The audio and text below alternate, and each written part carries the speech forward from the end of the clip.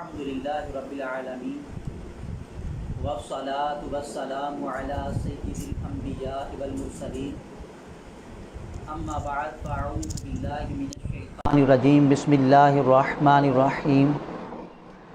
फरमाने मुस्तफ़ा सल्लल्लाहु तआला अलैहि व आलिहि वसल्लम, जिसने मुझ पे एक मरतबा दुरूद पाक पढ़ा, अल्लाह तबारक व तआला उस पे 10 मरतबा रहमत नाजिल फरमाता है। सल्लु अलल हबीब सल्लल्लाहु तआला अला मुहम्मद सल्लल्लाहु अलैहि व आलिहि वसल्लम। अल्लाह रब्बुल इज़्ज़त का ख़ास फ़ज़ल करम एहसान अज़ीम कि हम अल्हम्दुलिल्लाह दावत इस्लामी के प्लेटफार्म से मदरसातुल मदीना ऑनलाइन के इस पेज से फ़िज़ाने रमज़ान कोर्स करने की सआदत हासिल कर रहे हैं। और आज दर्स का जो है वो चौथा दिन है, आज चौथी एपिसोड है। अल्हम्दुलिल्लाह 3 दिन हम कोर्स कर चुके हैं और ये कोर्स 7 दिन तक चलेगा और इसमें हम रमज़ानुल मुबारक से मुतअल्लिक़ डिफरेंट मसाइल सीखने की कोशिश कर रहे हैं। जैसा कि जो हमारे रेगुलर नाज़रीन हैं वो जानते हैं, जो 3 दिन से शरीक हो रहे हैं, कि अभी तक जो हम सीख चुके हैं, जो बातें हम अर्ज़ कर चुके हैं, वो उनका ख़ुलासा अगर मैं अर्ज़ करना चाहूँ तो वो ये है कि हमने रोज़े की तारीफ़ हम पढ़ चुके, हम रोज़ा रखने के जो सवाब व फ़ज़ाइल व बरक़ात हैं वो हमने सुनी, रोज़ा ना रखने के जो अज़ाबात और जो वाइदात और जो तहदीदात आई हैं वो हमने सुना। फिर नीयत से मुतअल्लिक़ा मदनी फूल हमने सुने कि नीयत किसे कहते हैं और नीयत की हकीकत क्या है और नीयत से मुतअल्लिक़ा जो मसाइल हैं। इसी तरह हम चलते चलते हमने रोज़े की अक़साम पढ़ी, फिर रोज़ों से मुतअल्लिक़ा डिफरेंट मसाइल, यहाँ तक कि फिर हमने जिन चीज़ों से रोज़ा टूट जाता है उन चीज़ों को हमने सीखना शुरू किया। उन मसाइल को ज़िक्र करने के बाद हमने ये देखा कि कैसे भी रोज़ा टूट जाता है, इसकी क्या शराइत हैं। तो हम मसाइल फ़िक़हिया को ज़िक्र करते आ रहे हैं, जिसमें हमने रोज़ा टूटने वाली जो चीज़ें हैं जिनसे रोज़ा टूट जाता है, जो रोज़े के मुनाफ़ी हैं, उन चीज़ों का ज़िक्र किया और उनकी क्या शराइत हैं, क्या डिटेल है, क्या वजाहत है, उन चीज़ों का हमने ज़िक्र किया। और अब हमने जो कल शुरू किया था कि रोज़ा ना तोड़ने वाली जो चीज़ें हैं उन मसाइल को हमने ज़िक्र किया।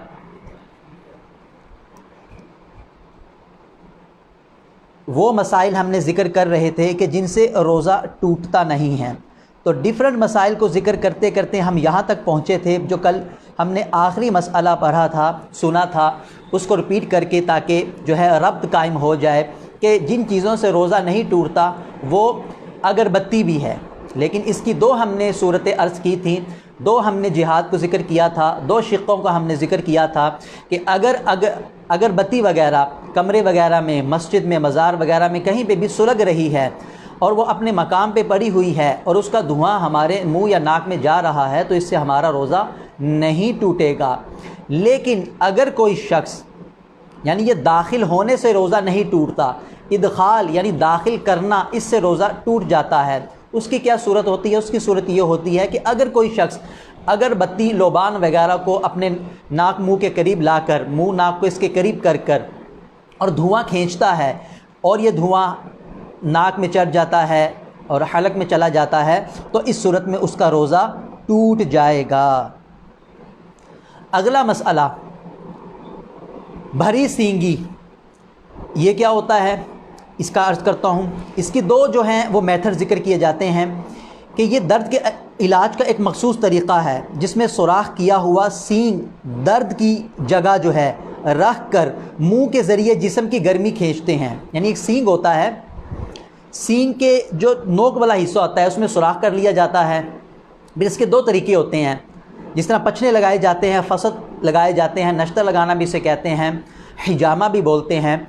वहाँ पे ज़ख़म करके और इस सींग के ज़रिए जो है फिर खून जो है ना वो निकाला जाता है, फासिद, इसको भी भरी सींगी बोलते हैं। या फिर ये है कि वहाँ पे जो है फ़कत उसकी जो दर्द है उसको कम करने के लिए गर्मी को खींचा जाता है, इसको भी भरी सींगी बोलते हैं। तो एक खाली सींगी होती है उसमें जो है वो ज़ख़म वगैरह नहीं किया जाता। तो भरी सींगी में ज़ख़म वगैरह करके जो ये इलाज का एक तरीक़ेकार है, हिजामा से मिलता जुलता है, तो इससे करने से भी रोज़ा नहीं टूटता। इसी तरह तेल लगाने से रोज़ा नहीं टूटता। बाज़ इस्लामी भाई इस्लामी बहनें समझते हैं कि तेल लगाने से या इस किस्म के मामलात, जिस्म पे तेल लगाने, सर पे तेल लगाने से रोज़ा टूट जाता है। नहीं, सर में तेल लगाने से, जिस्म में तेल लगाने से रोज़ा जो है वो नहीं टूटता। इसी तरह सुरमा लगाया तो भी रोज़ा नहीं टूटेगा। सुरमा लगाने से भी रोज़ा जो है इंसान का वो नहीं टूटता, अगरचे सुरमे का जायका हलक में महसूस हो, अगर कोई शख्स थूक फेंके उसमें उसका रंग महसूस हो, फिर भी सुरमा लगाने से रोज़ा नहीं टूटता। लेकिन याद रखें कि सिर्फ सुरमा लगाने से रोज़ा नहीं टूटेगा। अगर कोई शख्स आई ड्रॉप वगैरह यूज़ करता है या काजल इस्तेमाल करता है तो काजल इस्तेमाल करने से भी रोज़ा टूट जाएगा, और अगर आई ड्रॉप को इस्तेमाल किया गया तो भी रोज़ा टूट जाएगा। अब सवाल पैदा होता है कि क्या वजह है कि सुरमा लगाने से रोज़ा नहीं टूट रहा, हालांकि वो भी आँख में लगाया जाता है और हलक में जायका भी महसूस हो, हलक में उसका असर भी महसूस हो तो भी नहीं टूटेगा। जबकि इसके बरअक्स अगर हम आई ड्रॉप वगैरह आंखों में डालें या काजल लगाएं, काजल भी सुरमे ही की तकरीबन मिलती जुलती है, तो क्यों टूट जाता है? तो इसका जवाब यह है कि हदीस मुबारक में सुरमा लगाने की इजाज़त हमें अता की गई है। तो जब जिस चीज़ की इजाज़त हमें हदीस कुरान वगैरह से मिल जाए तो वो मसला, वो शय मुस्तस्ना रहती है, और बाकी जो चीज़ें होती हैं वो कवायद की रोशनी में वो ममनू करार पाती हैं। तो सुरमे की चूँकि हदीस पाक में इजाज़त है, इसलिए जब प्यारे आका ने इजाज़त अता फरमा दी तो इसलिए उलमा ने इसका इस्तिस्ना फरमाया कि इसको सुरमे को लगाने से रोज़ा नहीं टूटेगा, जबकि काजल और आई ड्रॉप वगैरह डालने से रोज़ा टूट जाएगा। इसी तरह तेल लगाया, सुरमा लगाया, इनका मज़ा हलक में महसूस होता हो, बल्कि थूक में भी सुरमे का रंग दिखाई दे, तब भी रोज़ा नहीं टूटेगा। अगला मसला समात फरमाए, किसी शख्स ने गुस्ल किया और जिस्म में ठंडक खुनकी महसूस हुई, बुरूदत, ठंडक महसूस हुई जिस्म में, तो इस सूरत में भी रोज़ा नहीं टूटेगा। एक और मसला बहुत पूछा जाता है और इसमें ये पहले भी रोज़ा तोड़ने वाली सूरत में भी अर्ज़ कर चुके कि कुल्ली करने से, कुल्ली किसी शख्स ने की और उसका पानी बिल्कुल फेंक दिया, अब जो मुंह में तरी रह गई है, अब बाज़ लोग सवाल करते हैं कि आया इस तरी से रोज़ा टूटेगा नहीं टूटेगा। वो बार बार थूक फेंकते रहते हैं, जैसे कि बलगम वगैरह। थूक के मसले में वो ये समझते हैं कि थूक हलक में नहीं जाना चाहिए वरना रोज़ा टूट जाएगा। इसी तरह वज़ू वगैरह करते हैं या गुस्ल फ़र्ज़ हुआ कुल्ली की, या वैसे ही किसी ने मट्टी वगैरह या बाहर से कोई शख्स आया तो उसने कुल्ली कर ली, तो अगर कुल्ली का पानी उसने फेंक दिया, सारा पानी फेंक दिया और बस तरी मुंह में रह गई, तो और वो थूक के ज़रिए हलक से नीचे उतर गई, मुंह में चली गई, हलक के नीचे उतर गई, तो इस सूरत में रोज़ा नहीं टूटेगा। इसकी हमें शरीयत ने इजाज़त अता की है और हमारे लिए नरमी वाला मामला रखा है कि कुल्ली की और कुल्ली का पानी फेंक दिया जो बाद में तरी रह गई है, अगर वो तरी मुंह में चली जाए तो उससे रोज़ा नहीं टूटेगा। इसी तरह एक और मसला, कोई शख्स, जैसा कि हमने पीछे अर्ज़ किया कि अगर कोई शख्स ऐसी जगह काम करता है जहाँ पे उसके ज़र्रात उस चीज़ के, जैसे कि मिल है, फ्लोर मिल है, आटे की जो मिल है वहाँ पे काम करता है और आटा वगैरह उड़ के उसके हलक वगैरह में जा रहा है। इसी तरह कोई दवाई कूटने का हकीम साहिब वगैरह है, दवाई वगैरह कूट रहे हैं। इसी तरह घरों वगैरह में कोई चीज़ पीसी जाती है, कूटी जाती है, जिसकी धनस वगैरह, जिसकी वो जो ज़र्रात हैं वो हलक में चले जाए, उसका जायका महसूस हो, तो इससे भी रोज़ा नहीं टूटता। कान में पानी चला गया या कान में कोई चीज़ डाली, दवाई वगैरह डाली, तो आया इससे रोज़ा टूटता है या नहीं टूटता? तो इससे रोज़ा नहीं टूटेगा। कान में पानी चला गया या दवाई वगैरह डाली जबकि पर्दा सलामत हो, तो इससे रोज़ा नहीं टूटता। इस मसले में, आँख और कान के मसले में थोड़ी सी वजाहत करना चाहूँगा कि आप सुनेंगे बाज़ मकामात पे आप सुनेंगे, यानी हमने अर्ज़ किया कि आँख में कोई शय डाली जाए रोज़ा टूट जाता है सिवाय सुरमे के, कान में कोई शय डाली जाए पर्दा सलामत हो तो रोज़ा नहीं टूटता। लेकिन कहीं जो किताबों का मुताला करते हैं या बाज़ उलमा किराम से सुनेंगे, वो इसके बरक्स मसला वहाँ से सुनेंगे कि आँखों में कोई चीज़ डाली जाए तो रोज़ा नहीं टूटता, कान में कोई चीज़ डाली जाए तो रोज़ा टूट जाता है। तो याद रखिए इस मसला में उलमाए किराम का इख्तिलाफ है। जो दारुल इफ्ता अहले सुन्नत से जो फतवा जारी होता है उसके मुताबिक यही है कि कान में चीज़ डालने से रोज़ा नहीं टूटता और आँख में कोई चीज़ डाली जाए सिवाय सुरमे के रोज़ा टूट जाता है। इसकी वजह यह है कि जिन किताबों में ये बात लिखी हुई है कि कान में कोई चीज़ डालने से रोज़ा टूट जाता है आँख में नहीं, तो वह पुरानी तिब और पुराना जो इल्म तशरीहुल अबदान था, जो मेडिकल की जो उस वक्त तक रिसर्च हुई थी, उसके मुताबिक ये था कि कान में एक पात है, मनफज़ है, एक रास्ता है जिसके ज़रिए शय हलक में चली जाती है, जबकि आँख में नहीं है। लेकिन जब जदीद रिसर्च हुई तो पता चला कि मामला इसके बरअक्स है। और चूँकि उलमाए किराम ने ये मसला इल्म तिब पर बुनियाद रख के बयान किया था, तो उन्होंने जो उस वक्त तिब के मसाइल थे और तिब की तहकीकात हुई थी, मेडिकल की जो रिसर्च थी उसके मुताबिक उन्होंने सही मसला बयान किया। लेकिन जब मज़ीद रिसर्च हुई आज के दौर में हमें पता चला कि मामला बरअक्स है। अगर किसी के कान का पर्दा सलामत हो तो फिर बाकायदा पाथ मनफज़ रास्ता नहीं है और आँख जो है यहाँ पे बाकायदा मनफज़ और रास्ता है। तो मसला चूँकि तिब पर बेस करता था और जब तहकीक ही बदल गई और तहकीक मज़ीद निखर के सामने आई तो पता चला कि आँख में रास्ता है और हलक तक और कान में नहीं है, जबकि पर्दा सलामत हो। तो इसलिए मसला अब ये बयान किया जाता है कि अगर कोई शख्स आँख में कोई चीज़ डालेगा सिवाय सुरमे के तो उसका रोज़ा टूट जाएगा, और अगर कान में कोई चीज़ डालेगा और पर्दा सलामत हो तो उसका रोज़ा नहीं टूटेगा, चाहे वो कोई शय तेल हो या पानी वगैरह हो तो उसका रोज़ा नहीं टूटेगा। उम्मीद है आप इस मसले को समझ गए होंगे कि ताकि अगर ये मसले का बरअक्स आप कहीं पढ़ें या सुने तो ताकि आप गलत फहमी का शिकार ना हो, आप वसवसे का शिकार ना हो, आप तशवीश का शिकार ना हो कि मसला तो यूँ बयान किया गया था लेकिन हम फ़लाँ आलिम साहिब या फ़लाँ किताब में यूँ पढ़ रहे हैं। एक और मसला समात फरमाएँ, तिनके से कान खुजाया। जैसे हम कोई चीज़ लेकर और जो लकड़ी होती है, इस तरह के जो मामलात हैं जिससे कान वगैरह साफ़ किया जाता है, कान साफ़ किया, मैल निकली, फिर दोबारा कान में वही तीली मैल वाली डाली तो इससे रोज़ा नहीं टूटेगा अगरचे चंद बार ये अमल किया गया। दांत या मुंह में कोई मामूली सी कोई खफीफ सी चीज़ रह गई है और लुआब के ज़रिए वो हलक के नीचे उतर गई तो कोई हरज नहीं। जैसा कि हमने पहले भी अर्ज़ किया था कि चने या इससे ज़ायद की अगर कोई शय हलक मुंह में रह गई थी, आपने सहरी वगैरह की, कोई शय आपने कोई चीज़ खाई, कोई चीज़ पी और चने के बराबर या इससे ज़्यादा कोई शय अगर हलक में मुंह में रह गई और वो निगल ली गई तो अब रोज़ा टूटेगा। लेकिन इससे नीचे कम शय है, इससे कम मिक़दार की शय है तो अगर वो थूक के ज़रिए, लुआब के ज़रिए हलक के नीचे उतर गई तो रोज़ा नहीं टूटेगा। दांतों से खून निकलकर हलक तक पहुंच गया मगर हलक के नीचे नहीं उतरा तो रोज़ा नहीं टूटेगा। मिसाल के तौर पे खून निकला, ज़ुबान में जायका महसूस हुआ, फ़ौरन इसने थूक दिया और कुल्ली वगैरह करके हलक के नीचे खून को ना जाने दिया तो इस सूरत में रोज़ा नहीं टूटेगा। मक्खी वगैरह हलक में चली गई, खुद नहीं डाली बल्कि चली गई तो रोज़ा ना गया। और अगर कसदन किसी ने मक्खी वगैरह को मुंह में डाल लिया यानी हलक से नीचे उतार लिया, मिसाल के तौर पे किसी के मुंह में मक्खी गई, अब वो हलक के नीचे नहीं उतरी, अगर खुद ब खुद उतर गई तो रोज़ा ना गया। अगर मुंह के अंदर गई थी और अब मुंह के अंदर गई उसने खुद निगल ली तो अब इस सूरत में उसका रोज़ा टूट जाएगा क्योंकि कसदन उसने हलक के नीचे उतारी है। कोई शख्स भूले से खाना खा रहा था, याद आ गया मेरा तो रोज़ा है, या कोई शय पी रहा था, याद आ गया तो मेरा रोज़ा है, तो अब जो लुकमा है मुंह में वो उसे फेंक देगा, जो पानी का घूंट है उसे फेंक देगा।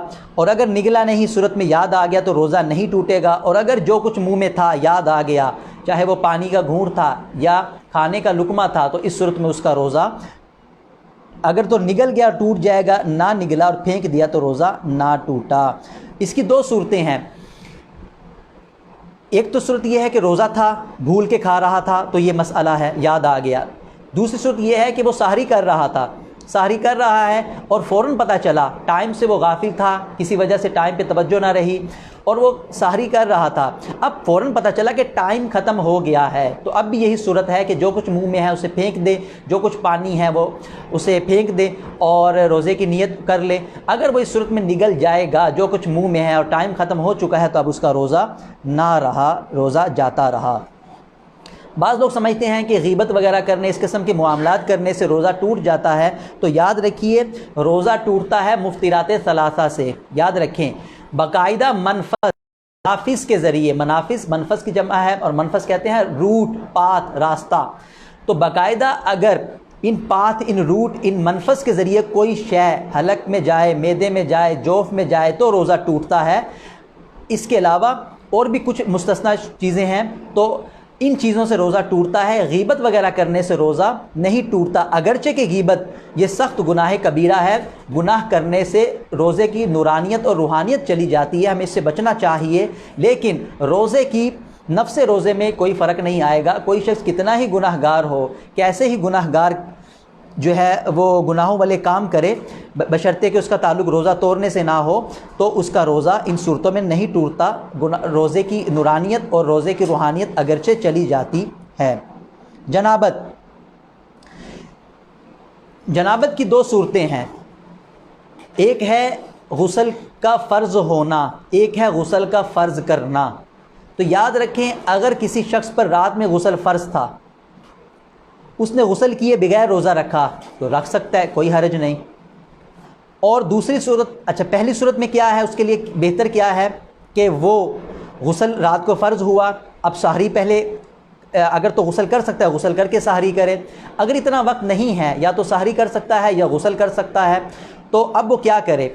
याद रखें, रोज़ा रखने के बाद सहरी का वक्त ख़त्म होने के बाद भी वो गुस्ल कर सकता है, लेकिन एहतियात वाली और बेहतर सूरत ये है कि वो अगर तो उसके बाद चॉइस है, फ़कत एक काम कर सकता है, या तो रोज़ा रख सकता है या सहरी, यानी सहरी या तो खा सकता है या गुस्ल कर सकता है, तो वो गुस्ल के दो फ़र्ज़ अदा कर ले और उसके बाद सहरी खा ले, उसके बाद तीसरा फ़र्ज़ जो है वो वक्त ख़त्म होने के बाद कर ले, तो ये ज़्यादा बेहतर है। और एक सूरत है कि गुस्ल रोज़े की हालत में फ़र्ज़ हो जाना। बाद लोग समझते हैं कि रोज़ा किसी का था और गुस्ल फ़र्ज़ हो गया, एहतिलाम वगैरह की सूरत पाई गई, फ़र्ज़ हो गया, फ़र्ज़ कर लिया, ये नहीं। फ़र्ज़ करने से तो रोज़ा टूट जाता है। रोज़ा गुस्ल फ़र्ज़ हो गया, एहतिलाम वगैरह हो गया, तो इस सूरत में उसका रोज़ा नहीं टूटेगा। गुस्ल वगैरह करे और अपने रोज़े को कंप्लीट करे।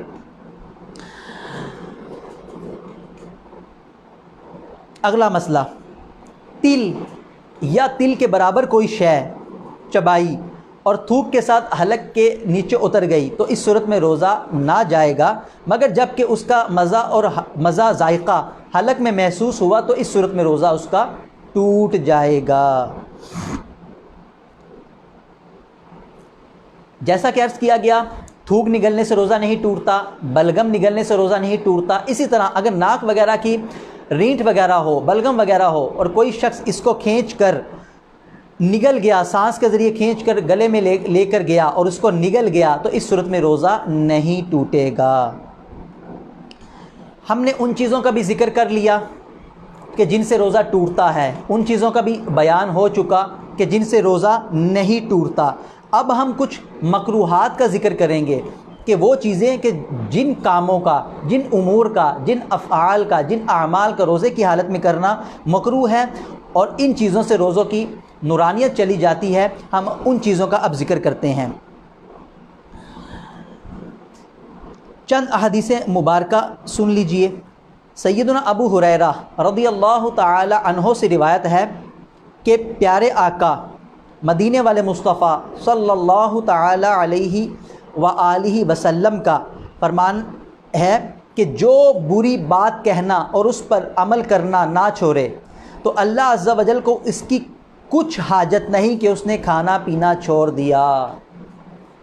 तो इस हदीस पाक में प्यारे आका मदीने वाले मुस्तफ़ा सल्लल्लाहु अलैहि वसल्लम ने इरशाद फरमाया कि जो शख्स रोज़ा रख के, रोज़ा होने की बावजूद भी, रोज़े की हालत होने की बावजूद भी वो गुनाहों से नहीं बचता, बुरी बातों से नहीं बचता, तो उसके रोज़े का कोई फ़ायदा नहीं,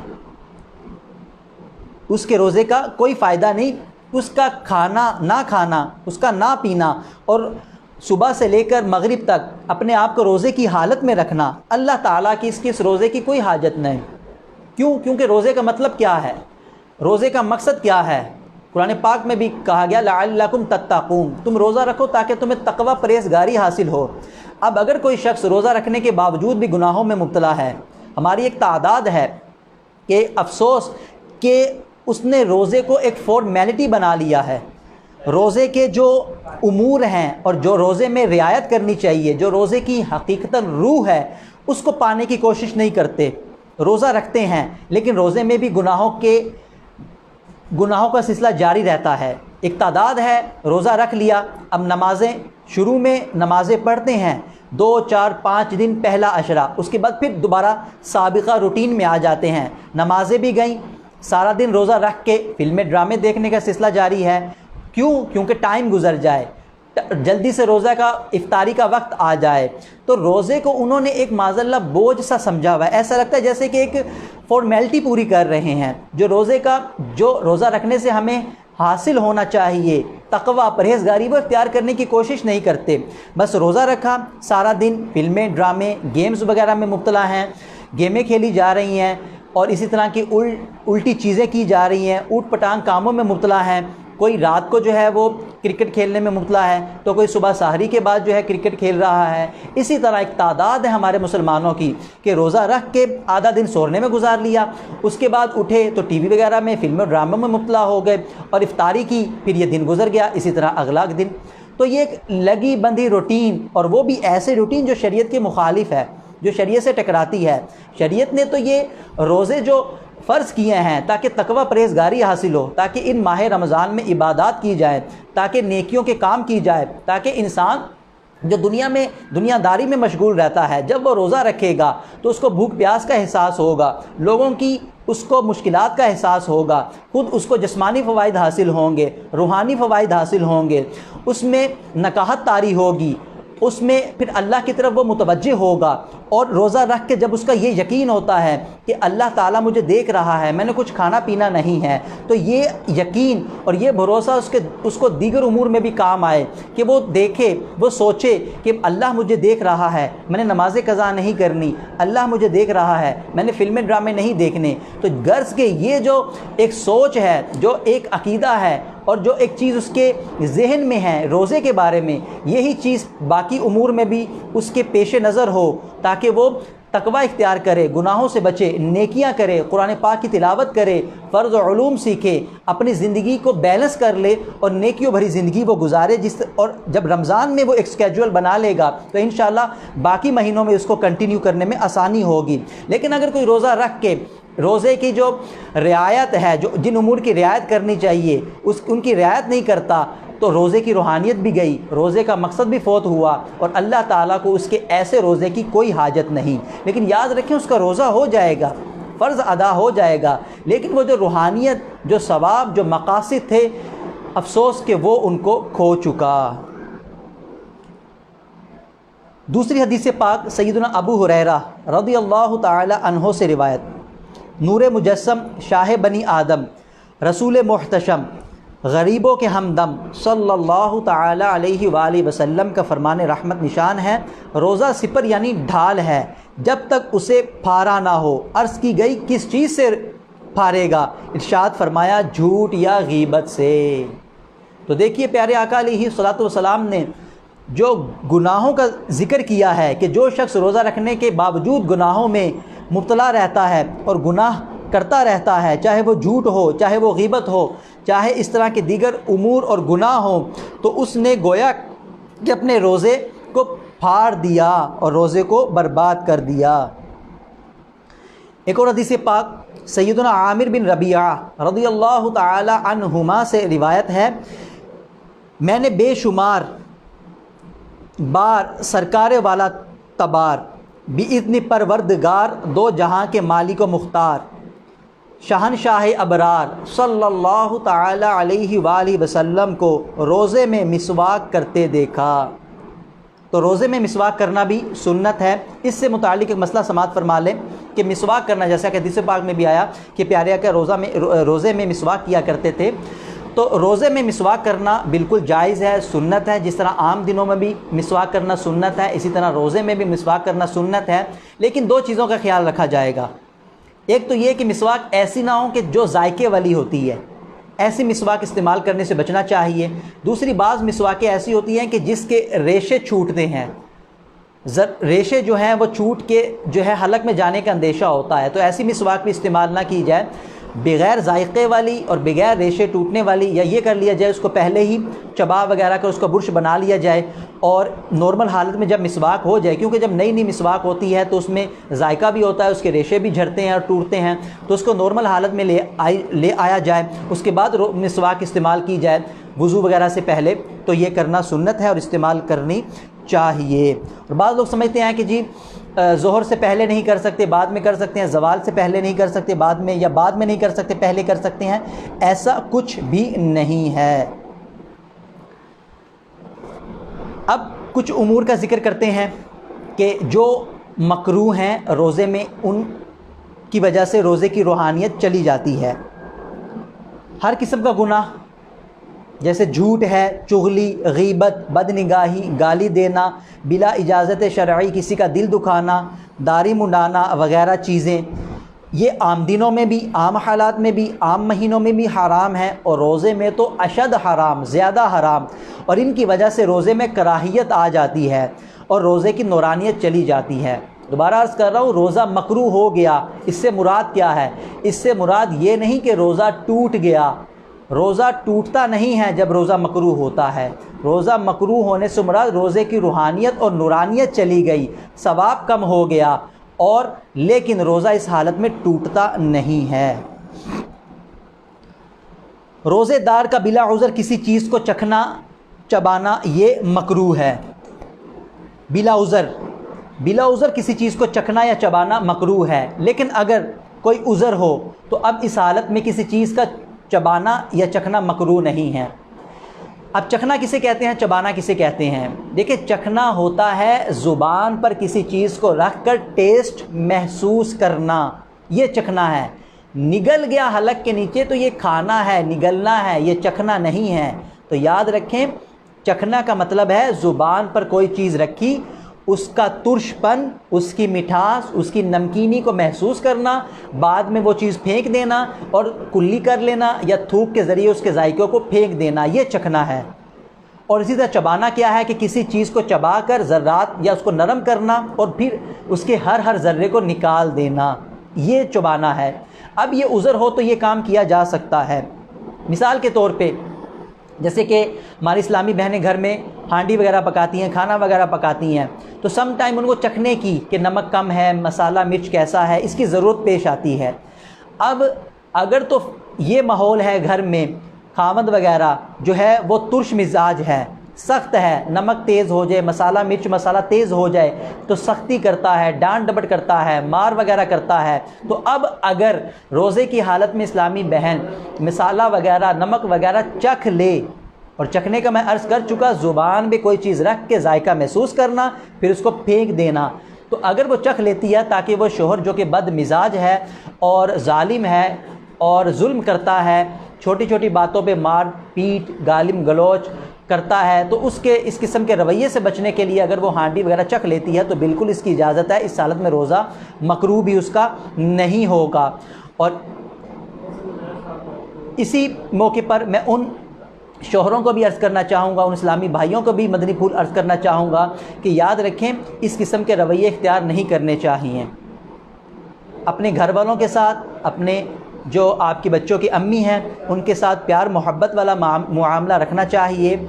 एक तो वो रोज़े की हालत में हैं, अगर रोज़े की हालत में ना भी हों, बिलफ़र्ज़ किसी वजह से कोई गलती कोताही हो गई, खाने में नमक तेज़ हो गया, मिर्च मसाला तेज़ हो गया, खाना सही नहीं पका, या दीगर उमूर में जो खानादारी के उमूर है, जो घर गृहस्थी के जो उमूर हैं, अगर उनसे कोताही हो जाती है तो क्या वो इंसान नहीं है?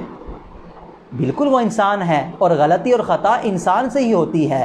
क्या आपसे कभी ज़िंदगी में गलती नहीं हुई? या क्या आपसे ज़िंदगी में कभी ख़ता नहीं होती? क्या आप जो हैं वो ख़ताओं और गलतियों से पाक हैं? तो जवाब मिलेगा नहीं। जब आप गलतियां कर सकते हैं, आपसे गलतियां हो सकती हैं, जब आपसे ख़ताएँ हो सकती हैं, जब आप किसी उमूर में गलतफ़हमी का शिकार हो सकते हैं, तो अगर कोई शख्स आपके ऊपर जो फ़ाइक़ है और जो जिसके आप मातहत हैं, अगर वो आप पे सख्ती करे तो सोचें आपके क्या तासुरात होंगे, आपके दिली जज्बात क्या होंगे। आप यही कहेंगे कि ये मैंने जानबूझ के नहीं किया, ये मुझसे गलती से हो गया है, ये मुझसे ख़ताअन हो गया है, ये मुझसे साहवन हो गया है, ये मैंने क़स्दन नहीं किया, आमदन नहीं किया।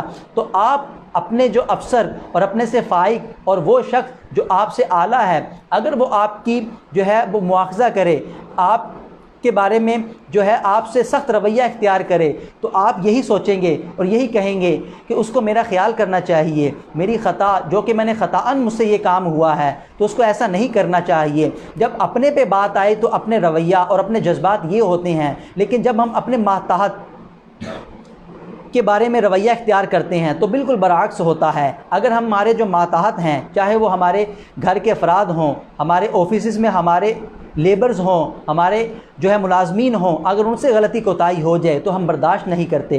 तो याद रखें कि इस तरह का रवैया इख्तियार नहीं करना चाहिए, वरना कल बरोज़े क़यामत इन उमूर का भी जवाब देना होगा। अगर आज आप किसी पे जुल्म करेंगे तो हो सकता है दुनिया में आप पे कोई ज़ालिम मुसल्लत कर दिया जाए, वरना आखिरत में तो जवाब देना ही देना है।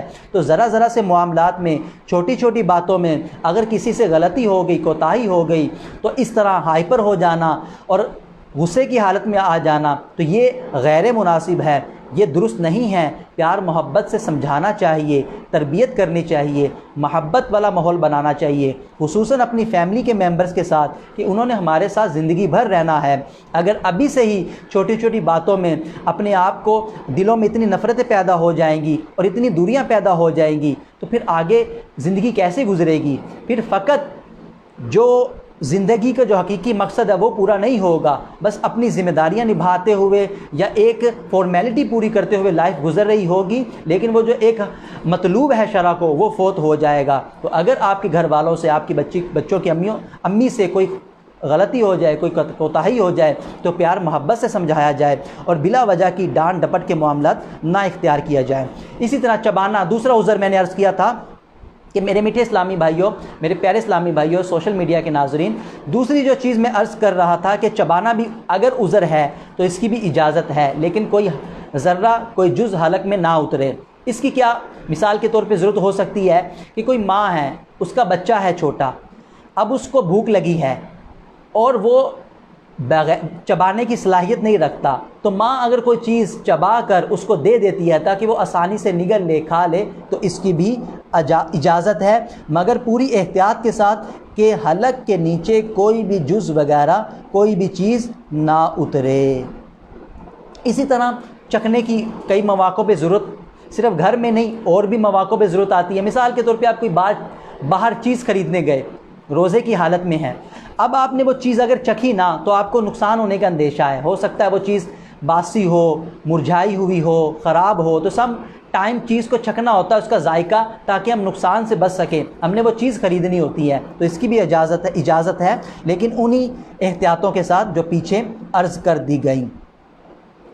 इसी तरह एक और मसला समात फरमाएँ, बीवी का बोसा लेना और गले लगाना और बदन को छूना मकरूह नहीं। हाँ, अगर ये अंदेशा हो कि इंजाल हो जाएगा, ये अंदेशा है, या जिमा में मुतला होगा और होंठ और ज़ुब, तो इस सूरत में जो है ना वो कराहत वाली सूरत बनेगी।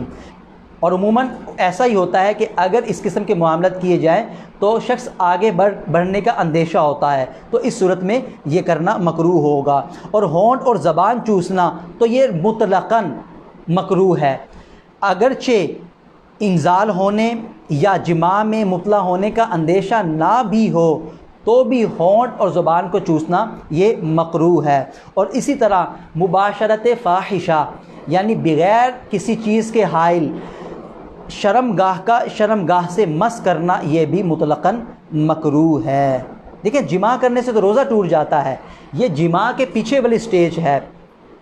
बोसा वगैरह लेना, गले लगाना या इस तरह के मामलात करना या जिस्म को जिस्म से मस करना, तो ये जिमा से पहले के मामलात होते हैं, दुखूल से पहले के मामलात हैं।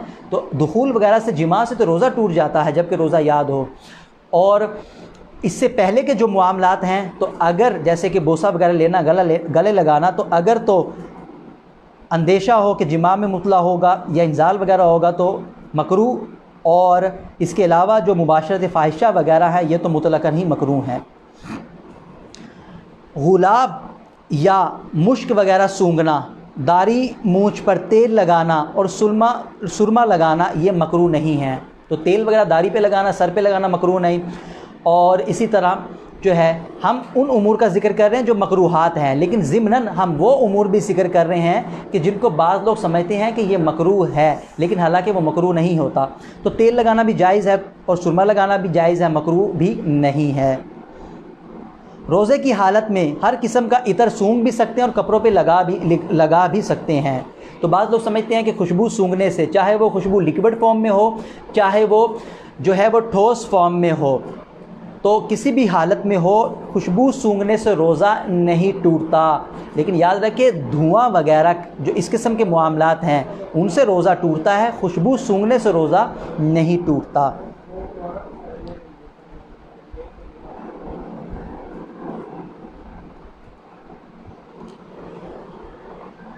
वुज़ू और गुस्ल के अलावा, यानी वुज़ू करना है, हाजत है, और इसी तरह गुस्ल करना है, इसके अलावा ठंडे पानी ठंडक पहुँचाने के लिए, ठंडक हासिल करने के लिए कुल्ली करना या नाक में पानी चढ़ाना या ठंडक के लिए नहाना, बल्कि बदन पर भीगा कपड़ा लपेटना भी मकरूह नहीं।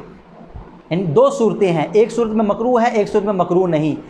अगर ये काम गीला कपड़ा लपेटा गया, कुल्ली की जाए, परेशानी ज़ाहिर करने के लिए हो, मिसाल के तौर पे भीगा कपड़ा लपेटना, जैसे कि बाद लोग गर्मियों में लपेट लेते हैं और मकसूद परेशानी ज़ाहिर करना है, तो अब यह मकरूह होगा। अगर ठंडक लेना जो है मकसूद है और रोज़े में आसानी पैदा करना मकसूद है, तो अब ये मकरूह भी नहीं। हाँ, अगर परेशानी ज़ाहिर करना मकसूद है तो मकरूह है कि इबादत में तंगी ज़ाहिर करना, परेशानी ज़ाहिर करना ये अच्छी बात नहीं है। जैसा कि पहले भी अर्ज़ किया गया कि बाज़ इस्लामी भाई जो है रोज़ों में बार बार, रोज़े की हालत में बार बार थूकते रहते हैं। वो ये समझते हैं कि थूकना ज़रूरी है, कि थूक को निगल नहीं सकते, हलक के नीचे ले के जा नहीं सकते, वरना रोज़ा टूट जाएगा। तो याद रखिए, ऐसी बात नहीं है, इससे रोज़ा नहीं टूटता।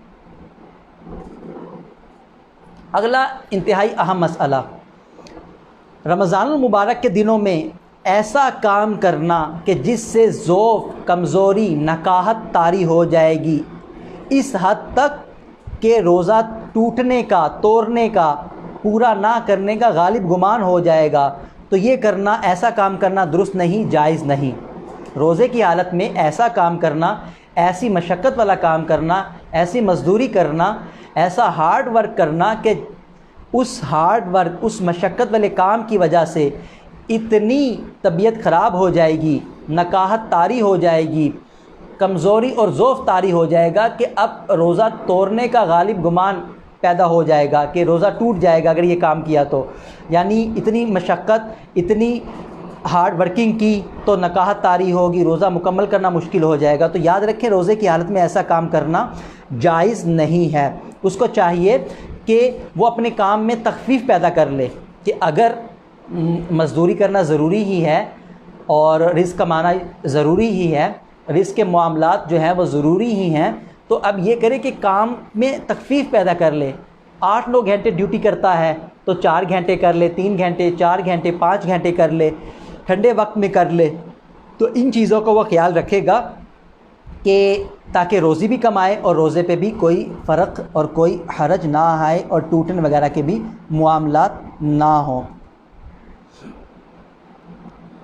मेरे मीठे इस्लामी भाइयों, प्यारे इस्लामी भाइयों और सोशल मीडिया के नाज़रीन, बाज़ लोग छोटी छोटी जो मजबूरियां होती हैं, जो कि ऐसी मजबूरियां नहीं हैं कि जिन्हें शरीयत जो है वो मजबूरी गर्दाने, यानी वो उमूर ऐसे होते हैं कि शरीयत उनको मजबूरी नहीं मानती, लेकिन लोग उनको मजबूरी मान रहे होते हैं।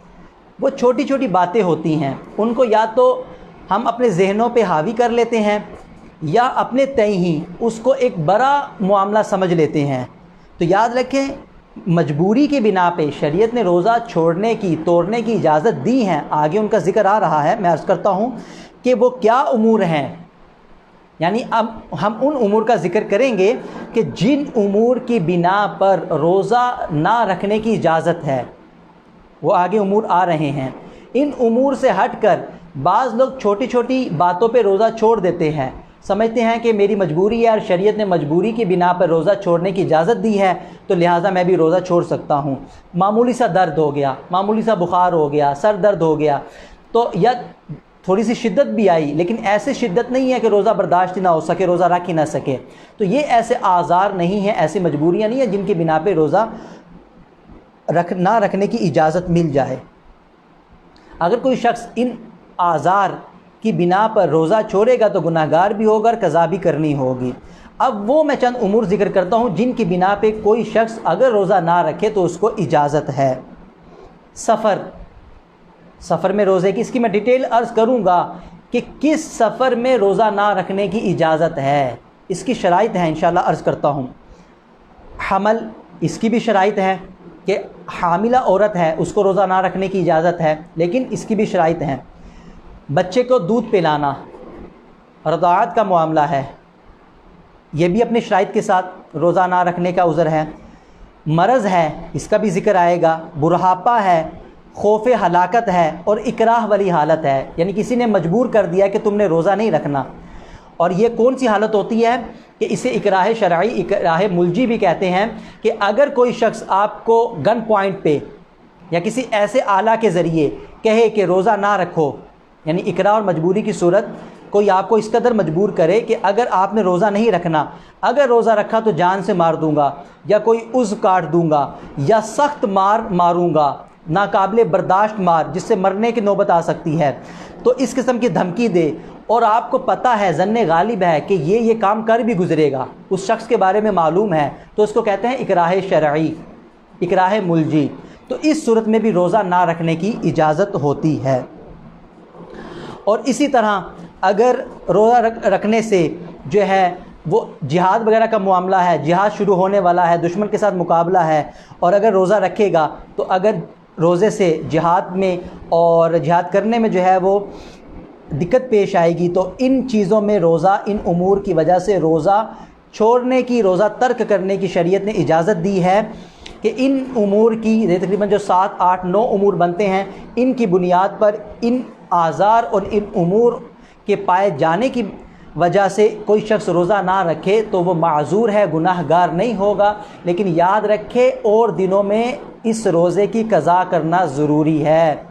रोज़ा से छूट मिल गई, इसका मतलब ये नहीं कि अब रोज़ा नहीं रखना, बल्कि ना रखने पे जो गुनाह होना था उसकी छूट मिली है, उसमें रिलैक्सेशन मिली है, वो इस्म, वो गुनाह, वो मरफू हो गया है, वो उठा लिया गया है। लेकिन बाद में जब ये उज़र जाता रहेगा, जब ये उज़र जो है वो मुर्तफ़े होगा, जब ये उज़र ज़ाइल हो जाएगा, तो रोज़े की क़ज़ा करना ज़रूरी होगा।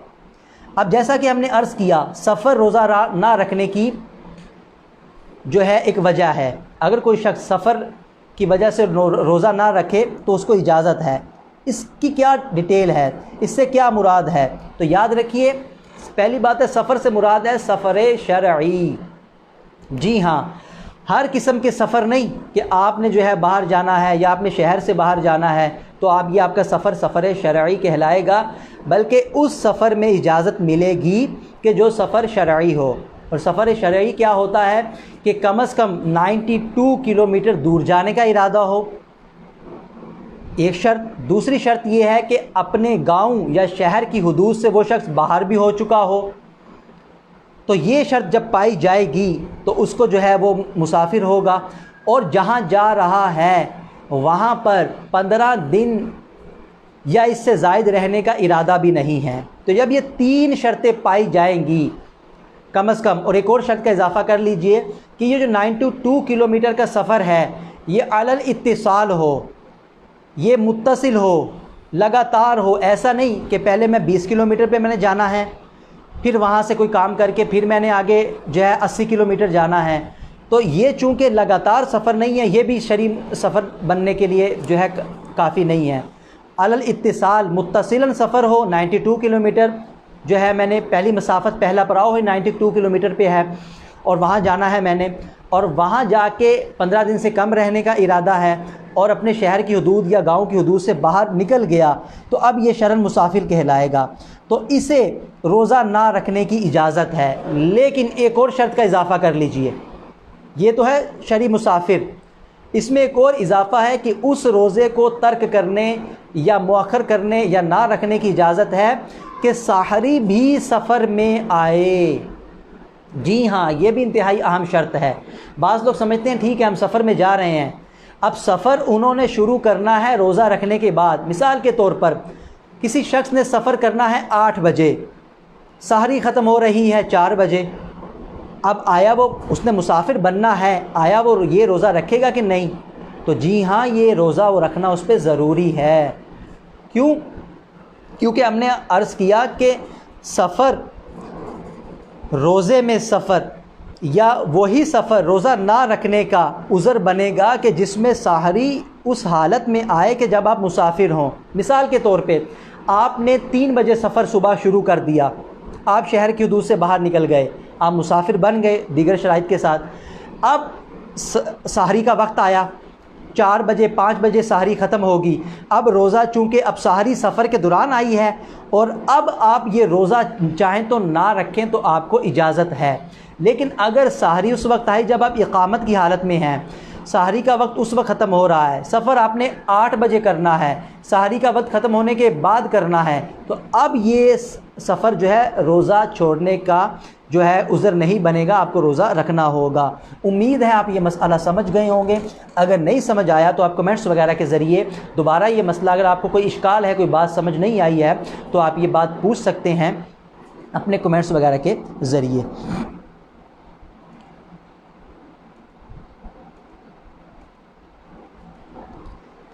दूसरा अर्ज़ जो मसला हमने अर्ज़ किया या दूसरा उज़र हमने जो अर्ज़ किया था कि मरज़, बीमारी हो तो इसकी वजह से भी क्या है रोज़ा ना रखने की इजाज़त मिल जाती है।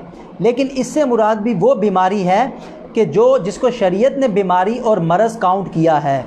अगर वो ऐसी बीमारी है कि जो मामूली किस्म की बीमारी है तो इस सूरत में रोज़ा छोड़ने की इजाज़त नहीं मिलेगी।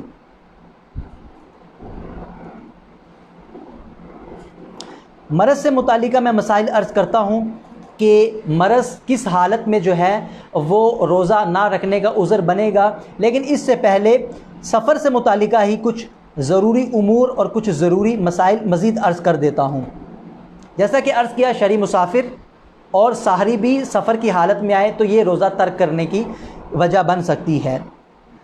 मुसाफिर को, जैसा कि हमने, आप लोग जानते हैं जो माशाल्लाह इल्मी माहौल से वाबस्ता हैं, दावत इस्लामी के माहौल से वाबस्ता हैं, मसाइल सीखते रहते हैं और कुतुब का मुताला करते रहते हैं, इसी तरह उलमा के बयानात, इल्मी बयानात सुनते रहते हैं। उनको पता है कि जो शरी मुसाफिर होता है, यानी कहने की रुख्सत 2 तरह की होती है। एक रुख्सत ऐसी होती है जिसका बंदों को कबूल करना बंदों पर वाजिब और ज़रूरी होता है। अगर वो रुख्सत कबूल ना करें तो शरीयत कहती है आप गुनाहगार होंगे। और दूसरी रुख्सत ऐसी होती है कि शरीयत कहती है आप पे डिपेंड करता है, कबूल करें फाबिहा, ना भी करें तो आपकी मर्ज़ी है। मसलन मिसाल अर्ज़ करता हूँ, शरी मुसाफिर, इस पर रोज़े नमाज की हालत, नमाज में कसर करना शरीयत ने रुख्सत अता की कि जब कोई शख्स शरी मुसाफिर हो तो वो नमाज में कसर करे। लेकिन ये ऐसी रुख्सत है कि जिसका कबूल करना वाजिब है, ज़रूरी है, इस रुख्सत पे अमल करना ज़रूरी है। ऐसा नहीं है कि कोई शख्स कहे नहीं मैं तो नमाज जो है मैं तो 4 रकत ही पढ़ूँगा, मैं तो है जो पूरी नमाज ही पढ़ूँगा, मैं ज़्यादा सवाब कमाना चाहता हूँ। तो शरीयत कहती है नहीं, ये रुख्सत आपको दी गई, लेकिन ये रुख्सत पर अमल करना ज़रूरी था। अगर आप अमल नहीं करेंगे तो आप गुनाहगार होंगे। तो लेकिन रोज़े की जो रुख्सत है ये बंदे को और मुसाफिर को इख्तियार है, चाहे तो इस पर जो रोज़ा रखे सफ़र की हालत में, चाहे तो ना रखे। तो ये ऐसी रुख्सत है जिसका कबूल करना ज़रूरी नहीं।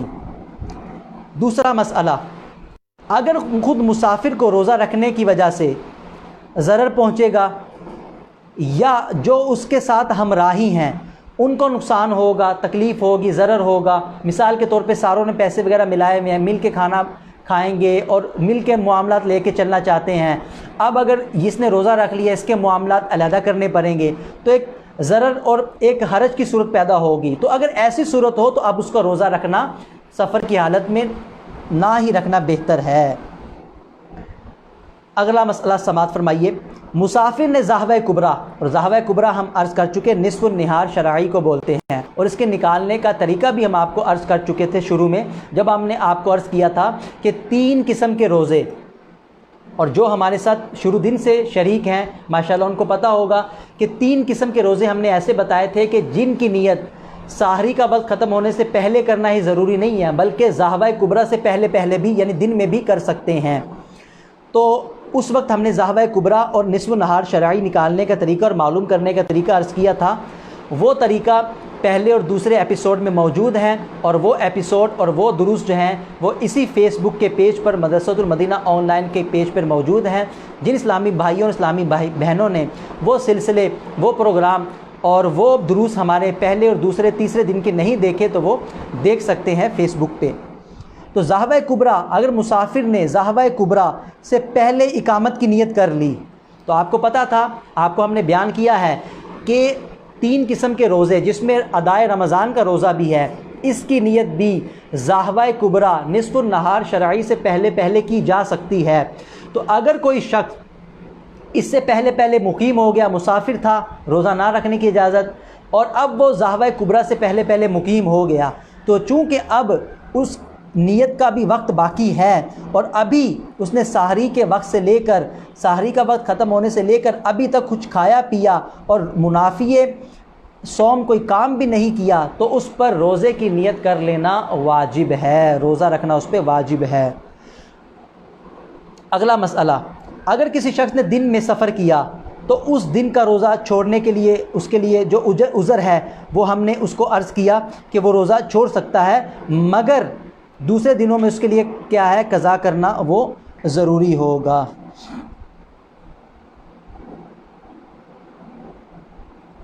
इसी तरह एक मसला समाअत फरमाए कि अगर सफ़र के दौरान किसी ने रोज़ा रख लिया था और किसी वजह से तोड़ दिया तो कफ़ारा लाजिम नहीं आएगी, मगर कफ़ारा लाजिम ना होगा, मगर क्या होगा, अगर तो कोई वैलिड उज़र नहीं था तो वो गुनाहगार होगा और कज़ा करना फ़र्ज़।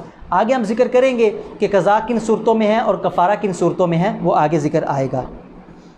अगर सफ़र शुरू करने से पहले तोड़ दिया, किसी ने रोज़ा पहले तोड़ा, सफ़र बाद में शुरू किया, तो अगर कफ़ारे की दीगर शराइत पाई गई तो अब क्या होगा, अब उसको कफ़ारा अदा करना होगा, पे दर पे 60 रोज़े प्लस कज़ा का रोज़ा रखना होगा।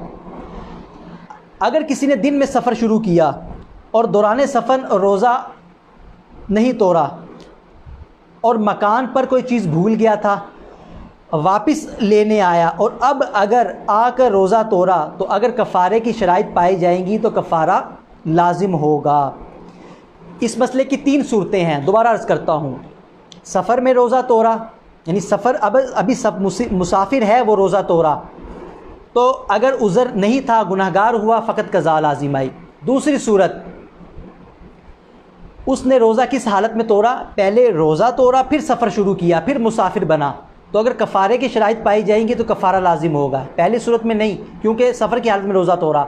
दूसरी सूरत में अभी मुसाफिर नहीं बना, तो गोया कि इकामत की हालत में रोज़ा तोड़ा, इकामत की हालत में रोज़ा तोड़ा, कफ़ारे की दीगर शराइत पाई गई तो कफ़ारा लाजिम होगा। तीसरी सूरत, रोज़ा रख लिया, सफ़र किया, घर में कोई चीज़ भूल गए, वतन असली में वापस आए, अब चूँकि मुकीम हो गया, मुसाफिर न रहा, अब वापस आके सफ़र के हालत में रोज़ा नहीं तोड़ा था, वापस आके रोज़ा तोड़ा। इस सूरत में भी अगर कफ़ारे की दीगर शराइत पाई जाएंगी तो कफ़ारा लाजिम होगा।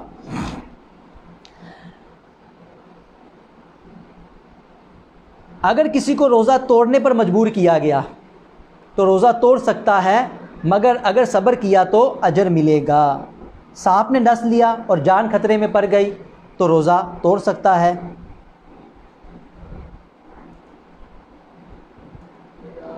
अगला मसला, अगर वक्त गुज़र गया और कज़ा रोज़े ना रखे, यानी रमज़ान के रोज़े कज़ा हुए, अब 11 महीनों में वो रोज़े रख सकता था।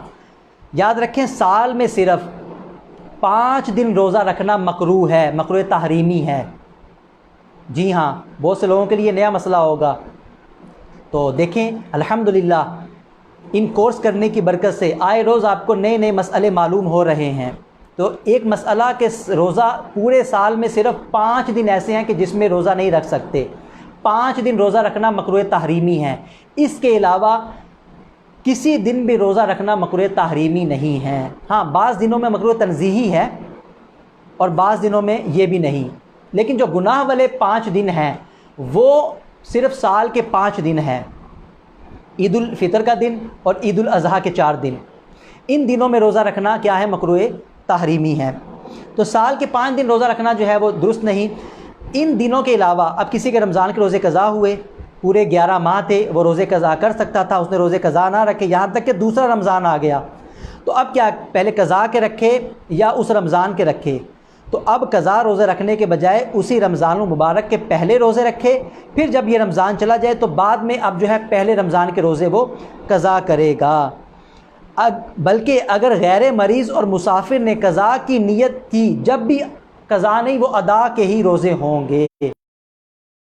मुसाफिर ने क़ज़ा की नीयत की, फिर भी वो अदा के रोज़े ही होंगे। हमल हमने अर्ज़ किया था कि हमल जो है वो रोज़ा छोड़ने का जो है वो उज़र बनता है। इसकी डिटेल ये है कि ये उस वक्त है, हमल या दूध पिलाना, ये उस वक्त है कि जब हमल अगर वो रोज़ा रखेगी, अपनी या बच्चे की जान का ख़तरा है, दूध पिलाएगी, अपने या बच्चे की जान का ख़तरा है, तो इस सूरत में वो रोज़ा ना रखने की इजाज़त है। इससे अगर नीचे नीचे का मामला है तो अब उस पर रोज़ा रखना ज़रूरी है। हम अपने मसाइल का इख्तिताम इसी पर करते हैं। मज़ीद मसाइल हैं इंशाअल्लाहुल अज़ीज़, वो कल हम जो है वो कंटिन्यू करेंगे, क्योंकि अब जो है हमारा वक्त ख़त्म होने के करीब है। और हस्बे मामूल जैसा कि हम अपने मसाइल ज़िक्र करने के बाद अपने इस कोर्स के आखिर में जो हमारा आखिरी वक्त होता है उसमें मदरसातुल मदीना ऑनलाइन इस शोबे में जो मुख्तलिफ़ कोर्सेज़ करवाए जाते हैं उनके बारे में, आप उन कोर्सेज़ के बारे में रोज़ हम किसी न किसी कोर्स की आपको मालूमात फ़राहम करते हैं। तो आज हम जिस कोर्स की आपको मालूमात फ़राहम करेंगे वो तो बहुत ही प्यारा कोर्स है। जी हाँ, बिला मुबालगा वो बहुत ही प्यारा कोर्स है। और उस कोर्स में अकाइद, ज़रूरी अकाइद सीखने को मिलते हैं। जी हाँ, ऐसे ज़रूरी अकाइद जिनका सीखना ज़रूरी है। अगर वो ना सीखे तो गुनहगार, और अगर उन अकाइद के बरक्स अकीदा रखा तो बाज़ सूरतों में इंसान गुनहगार, बाज़ सूरतों में दायरा इस्लाम से ही खारिज। और उस कोर्स में ज़रूरी मसाइल सीखने को मिलते हैं। जी हाँ, वो मसाइल जिनका सीखना फ़र्ज़ है। उस कोर्स का नाम क्या है? फैज़ाने बहार शरीयत कोर्स। जी हाँ, अल्हम्दुलिल्लाह इस कोर्स में बहार शरीयत बहुत ही प्यारी किताब जिसके 20 हिस्से हैं। और अल्हम्दुलिल्लाह ये किताब दावत इस्लामी के जो इशाअती इदारा है मकतबतुल मदीना, इसने बहुत ही अच्छे अंदाज़ में इसको शाया भी किया है। बहार शरीयत जो किताब है बहुत ही बेहतरीन किताब है। इसमें अकाइद से लेकर इंसान के पैदा होने से लेकर इंसान के बालिग होने से लेकर मरने तक के जो मसाइल होते हैं, एक तादाद है मसाइल की जो इस किताब में बयान की गई है। और इस किताब में वो मसाइल पढ़ाए, सिखाए और समझाए जाते हैं। जी हाँ, बहार शरीयत में आप क्या सीखेंगे? आप अकाइद सीखेंगे, ज़रूरियात दीनी, वो अकाइद जिनका सीखना ज़रूरी है, जिनके बरक्स अकीदा रखा तो इंसान दायरा इस्लाम से खारिज हो जाएगा। इसके बाद वो अकाइद जो ज़रूरियात मज़हब अहले सुन्नत है कि जिनका अकीदा रखना ज़रूरी है, अगर वो अकाइद ना सीखे गुनाहगार, उनके बरक्स रखा तो गुनाहगार होगा और बाज़ सूरतों में वो गुमराह और फासिक और फाजिर कहलाएगा। इसके बाद नमाज रोज़े के मसाइल, गुस्ल तहारत के मसाइल, नजासतों के मसाइल, ये मसाइल सीखने को मिलते हैं। गर्ज़ के चलते जाएं, हमें बै के मसाइल सीखने के मौका हमें सिखाया जाता है इस कोर्स में। हमें शिरा के, ख़रीदो फ़रोख्त के, निकाह तलाक़ के मसाइल, हमें दीगर और भी कई मसाइल जो हैं हमें इस कोर्स में सीखने का अल्हम्दुलिल्लाह मौका मिलता है। ये कोर्स जो है आधे घंटे की रोज़ाना क्लास होती है और 1 साल पे ये मुश्तमिल है। और अल्हम्दुलिल्लाह एक साल के दौरान बहुत सारे मसाइल सीखने का मौका मिलता है। आपसे दरख्वास्त है, मदनी इल्तिजा है कि आप भी इस कोर्स को करने की नीयत कर लीजिए। अल्लाह ताला अमल की तौफ़ीक अता फ़रमाए। आज हमने जो कुछ सुना, आज हमने जो कुछ पढ़ा, जो कुछ सीखा, अल्लाह ताला से दुआ है सुनने, सीखने, पढ़ने में और समझाने में जो गलती कोताही होगी अपने प्यारे हबीब अलैहिस्सलातु वस्सलाम के सदक़े से मुआफ़ फरमाए और हमें जो कुछ सीखा उस पर अमल पैरा होने की तौफ़ीक अता फ़रमाए। आखिर में कोरोना वायरस से बचने की दुआ पढ़ लेते हैं। सलातु वस्सलामु अलैका या रसूल अल्लाह व अला आलिका व अस्हाबिका या हबीब अल्लाह। अल्लाहुम्मा आफ़िनी फ़ी बदनी, अल्लाहुम्मा आफ़िनी फ़ी समई, अल्लाहुम्मा आफ़िनी फ़ी बसरी, ला इलाहा इल्ला अंता। अस्सलातु वस्सलामु अलैका या नबी अल्लाह व अला आलिका व अस्हाबिका या नूर अल्लाह। दुआओं में याद रखिएगा, मदनी चैनल देखते रहिएगा और मदनी मुज़ाकरे में भी ज़रूर शिरकत कीजिएगा। अस्सलामु अलैकुम व रहमतुल्लाहि व बरकातुहू।